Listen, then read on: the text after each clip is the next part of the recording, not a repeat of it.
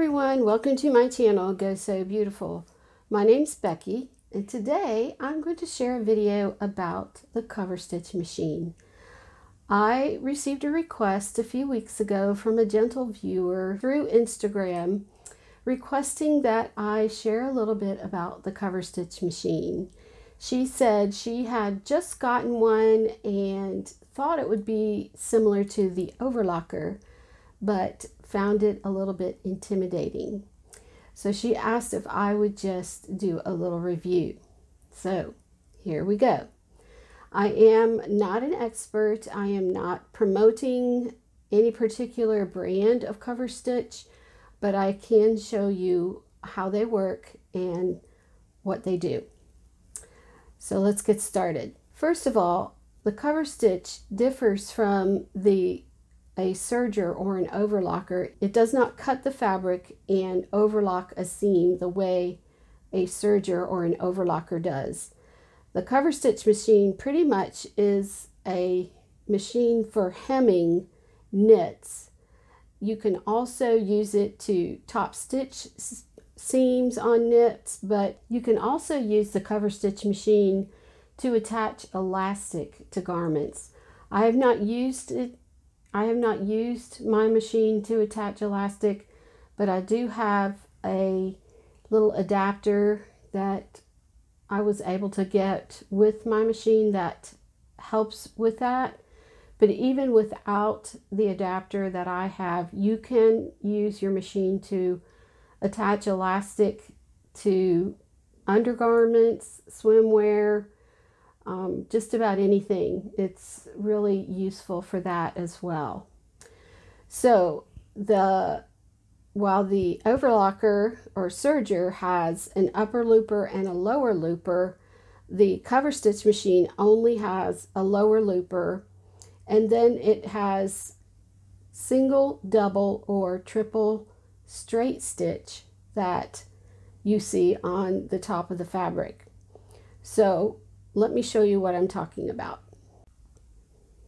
Okay, so this is my cover stitch machine. This is the Janome CPX 1000, and it has a little free arm, and as you can see, I've got 3 cones of thread on the back, and this one here is the lower looper, and then these two are for the straight stitch on top. I'm only going to do a double stitch today, but if you put a 3rd cone of thread on that spool that you see back there, you can do a triple stitch. And this does open similar to the way a serger does. It has the diagram for threading the machine, and it does have this tricky guy here, but it's not really that hard to thread because it's facing this way as opposed to the other direction the way it does on a serger. But mine came threaded when I got it, and it does have on this side a differential feed adjuster and a stitch length adjuster, and then this is the hand wheel for turning the machine manually. Okay, so let's see how it works. Okay, I'm going to show you how it stitches, just so you can see the stitches on a plain piece of fabric.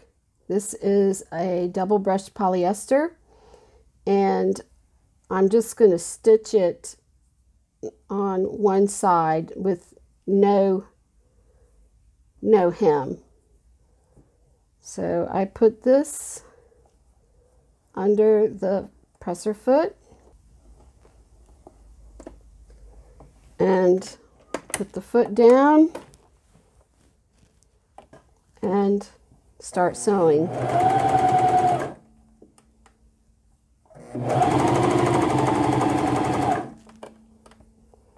Now Now, if you're sewing in the round, it's a little bit tricky to stop and start. This does not have a reverse.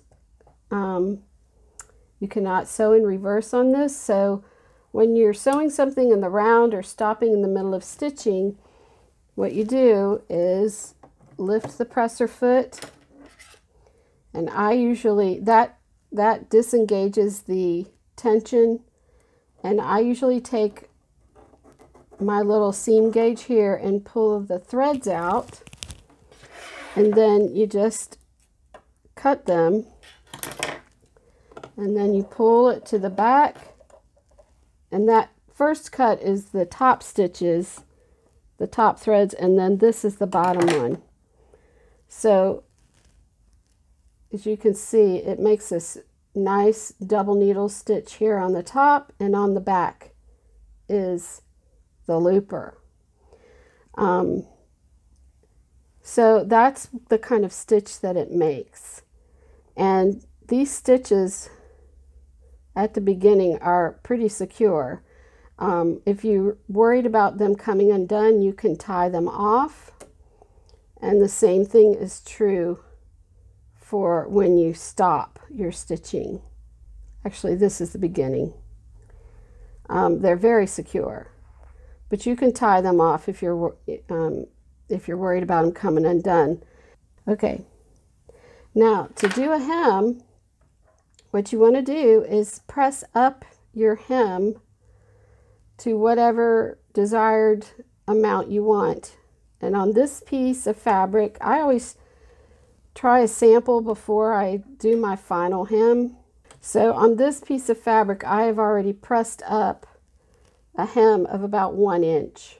Okay, I used my iron, I pressed it up 1 inch, and this is another little bit of a tricky thing with a cover stitch machine, is you're going to stitch on the top of the fabric, and you want to catch the edge of the hem with those looper threads.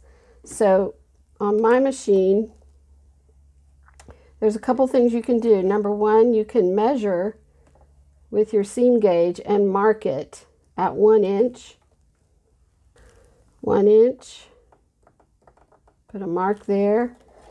And rather than sewing right on the 1 inch mark, I'm going to sew just a little bit to the left of that with my outer needle thread here. And my particular presser foot has these marks on it to show you where each needle is going to stitch. So if I use this as my 1 inch mark, then my second needle is going to be just a little bit to the left, and I'll be sure and catch that seam, catch that the edge underneath. And you can either hold your, like I said, you can mark all the way around, or I'm going to just eyeball it in this case.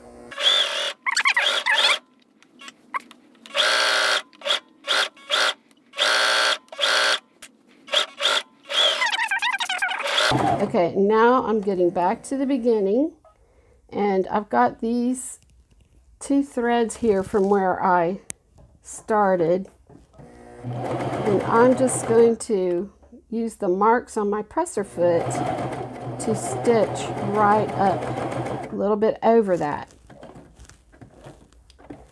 And then I'm going to raise my presser foot and slide my seam gauge under the presser foot to grab those 2 top stitch threads and snip it. Then I pull it to the back and cut my 3rd thread, and all of those threads are going to be on the back.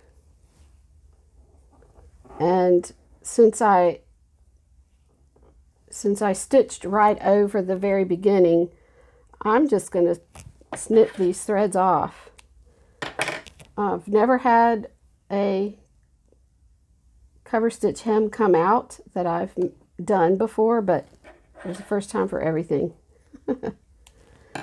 But if you're worried about it, you can always pull them to the back, and in the case of the initial thread, you would have to thread it thread the threads on a needle and put them to the back and then tie them.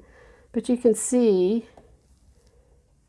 the hem is fairly nice. Now I went off a little bit here, but you can always trim that down. And again, I was eyeballing it. If I were going to do this on a regular garment, I would probably mark it.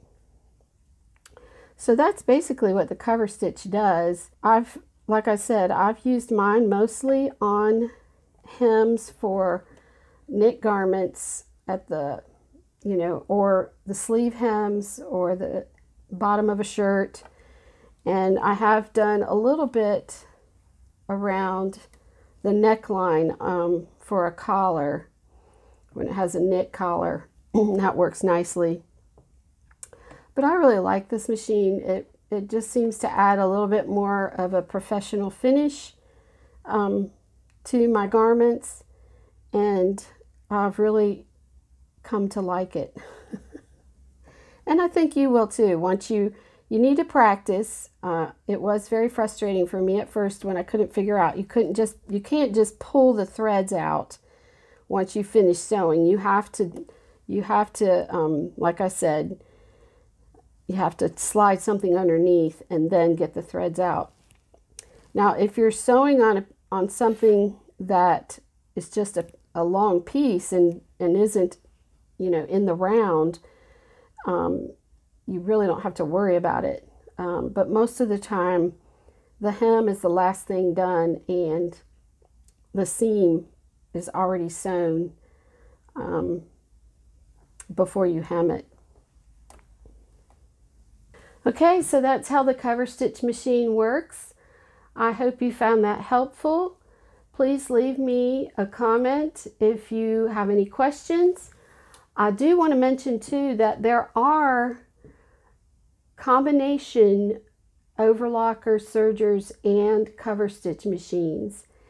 I don't know price-wise if they're comparable to buying an overlocker and a cover stitch machine separately, but you can get machines that do both. And if you're looking to invest in both an overlocker and a cover stitch machine, that may be something you want to check out. Otherwise, a lot of people already have a serger, so a cover stitch machine is kind of like a bonus. But like I said, I've really enjoyed having mine and think it makes my knit garments gives it a real professional finish. So thanks again for watching. Please give me a thumbs up and consider subscribing if you want to see more videos, and hit the notification bell so you can see when I upload new videos. I hope y'all have a wonderful day. Go sew beautiful. Bye-bye.